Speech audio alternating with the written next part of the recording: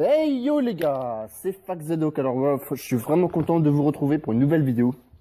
Devrais-je dire peut-être une nouvelle série sur ma chaîne intitulée POC, tout simplement pour les feignants, Prestige Only Knifing pour les sérieux.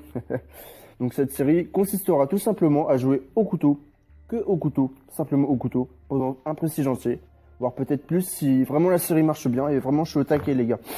Je suis vraiment motivé pour faire cette série. Et ce qui va être marrant justement, c'est que je me considère pas vraiment comme un vrai knifer en vrai. Comme un professionnel par exemple qui rentre des clips, des quad TK très souvent. Mais plutôt comme un genre de joueur random en fait qui joue au couteau de temps en temps juste pour le plaisir. Alors là vous pouvez voir que je suis actuellement Prestige 10 sur ce compte. Oui, je ne fais pas mon gros feignant à utiliser des hacks XP ou pour faire justement croire que je suis Prestige 15. Non, non. Toutes ces merdes je joue légalement et j'emmerde justement tous ceux qui utilisent tous ces hacks XP, tous ces hacks en général sur ce putain de jeu. Et j'encule donc tous ces tricheurs qui jouent leur vie sur ce jeu oublié justement par les développeurs. Ils ont rien fait même par rapport à la rétrocompatibilité. Ils ont rien fait, franchement je suis tellement déçu par rapport à ça. Bref, je dois monter donc l'atout seigneur de guerre en pro pour débloquer les doubles tomahawk, TMTCC, wesh ma gueule. Hashtag cartel, tu nous manques. C'est pour ça donc que je vais commencer par jouer à l'arme dans ce premier épisode. Allez, je vous souhaite une bonne vidéo et à plus tout le monde.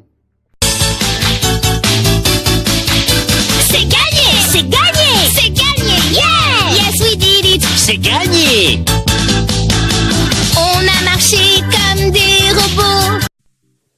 Et nous voici donc pour ce premier épisode de POC.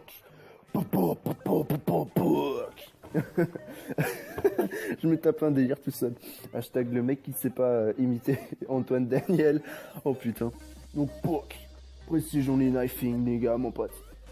Là tu vois je suis posé devant mon petit PC avec mon petit café à la main pour vous commenter ce petit gameplay. Putain celle-là a été cherchée mon pote. Il se trouve ouais que j'ai des petits talents de... Comment on dit rimeur. Je sais pas. Je sais même pas si ça se dit en fait.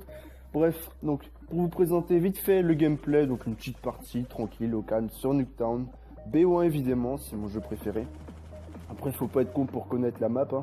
Remarque que j'ai déjà connu un cas comme ça, le mec fait oh c'est Nuketown BO1 alors qu'on se trouvait sur BO2. On s'en bat les couilles. Bon, où est-ce que j'en étais ça ah ouais, donc la présentation, on va pas se faire chier hein. C'est une petite game voilà sur Nuketown où je joue à l'arme MP5A pour les connaisseurs. Si tu connais pas la MP5A, bon bah t'as pas de vie, c'est clair. Si t'as pas de vie, bon bah je t'en voudrais pas quand même, mais bon un petit peu quand même. Je me répète, donc je joue à l'arme dans ce premier épisode pour monter ce putain d'atout de seigneur de guerre pro. Au début t'es une merde, genre t'es un petit soldat, voilà, parce que seigneur de guerre pro, faut savoir que ça vient de la seigneur, du seigneur de la guerre pro. Après tu vois, genre le bleu qui vient d'arriver, donc celui qui doit piper le colonel et ramasser la savonnette sous la douche. Ouais, ça tu connais, je sais. Ensuite, donc tu deviens le papa de la guerre, tu vois. Là, tu fais tomber la savonnette. Tu la ramasses pas, c'est toi qui l'as fait tomber. Je t'imagine pas la suite. Après, c'est le roi. Donc le roi, c'est celui-là qui choisit de faire tomber la savonnette. Dis-toi, toi, c'est toi qui vas faire tomber la savonnette sous la douche. Et qui va s'en prendre plein le cul. Ou qui va en donner plein le cul justement. C'est pas marrant. Bon, après la fin tu deviens le seigneur de la guerre. Et t'as le droit à cette putain d'atout de pro, c'est-à-dire que t'as 2 haches entre les mains. Et tu peux scalper tout le monde. Alors là je préfère t'épargner les détails. Hein. Je dis de la merde mais c'est pas grave. Donc ouais j'imagine un peu des trucs dégueux. On va me prendre pour une pilade, tu vois qu'elle me goûter la saucisse.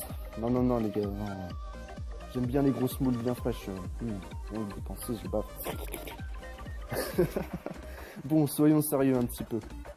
Donc, voilà, j'avais envie de parler du knifing aujourd'hui, brièvement, parce que là, on n'a plus beaucoup de temps, je pense.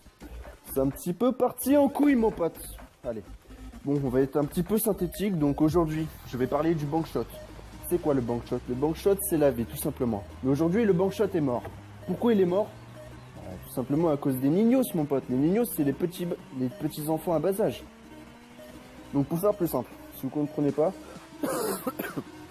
excusez-moi, je suis malade. Malade à cause de vos conneries. On est tous contaminés de toute façon. Donc allez, imaginons qu'on est tous, tu vois, des petits moutons dans un enclos.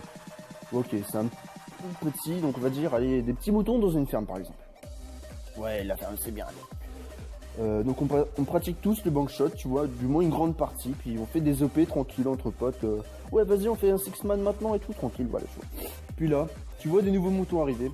Eux, tu vois, ils sont nouveaux, ils sont encore jeunes et cons. Et là, ils arrivent pas à bank shotter.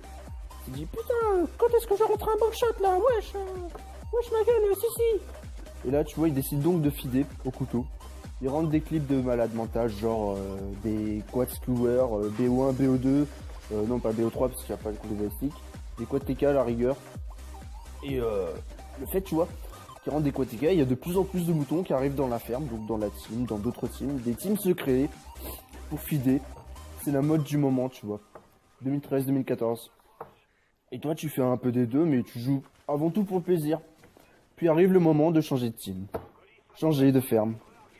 Les moutons, ils vont ailleurs, ils vont dans leur petit camion pour viser plus haut, toujours plus haut, jusqu'à la XGMX, la Sabre, la SP, le rêve pour les petits kigous. Sauf qu'ils oublient un truc, mon pote. C'est d'où ils viennent. Ils oublient carrément leurs potes. T'abandonnes la famille comme un salaud et tes coutumes, espèce d'enfoiré. Heureusement qu'il y a des moutons qui sont restés eux-mêmes, comme Snoopy par exemple, Karma, Obno, Chris, Zeko, les potos de la BFK, de la TMWK, de la INK. Eux, c'est les vrais. Le bank shot me manque, les gars. L'année 2012 me manque aussi. Et j'emmerde tous ceux qui sont contre mes propos. Sur ce, c'était Zedok pour vous servir. Pam, pam! Non, en fait, oublie. Bon, allez, bonne fin de vidéo et un max de dislikes, s'il vous plaît.